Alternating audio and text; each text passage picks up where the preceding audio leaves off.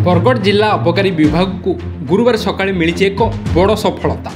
एक pickup van जोगे भुवनेश्वर बरगढ़ को कफ सिरप चालाण होता। एने खबर पाई सहर उपगुंठ एकाम्बर छकर अबकारी टीम चढ़ाऊ कर विपुल परिमाण कफ सिरप जबत कर संपुक्त दुई अभियुक्त गिरफ होइछन्ति। सेमाने हेले बरगढ़ नुआपड़ार जमीदेव बाग और एकाम्बर छकर आशीष अग्रवाल। सेमानक पाखरु 5400 बोतल कफ सिरप सहित व्यवहृत पिकअप भ्यान और बाइक जबत होइछि। विभिन्न प्रकार गाड़ी को चेकिंग करा जाउतला। चेकिंग करबा टाइम रे हमर विश्वस्त सूत्र खबर जो आस्तिला जो गाड़ी को चेकिंग करिवारु एक पिकअप भ्यान को हम अटक रखिलु। अटक रखिबारु अटक रखी तो विभिन्न प्रकार तार लोड होता जिनस बाबद पचार किसी सठिक उत्तर दे पारे ना। तेणु आम ताकू चेक कर जना पड़ा जे ता भितर 18 बैगर कफ सिरप थिला।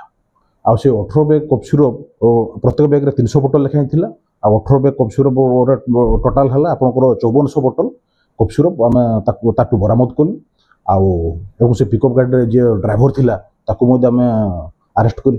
पिकअप गाड़ी को जबत करूँ। पिकअप गाड़ी सहित जी एस्कॉर्ट रे जने थिले मोटरसाइकल रे से मोटरसाइकल गोटे सीझी। मोटरसाइकल सहित मोटरसाइकल ड्राइवर को आम ताकू माने ताकू आम अरेस्ट करूँ।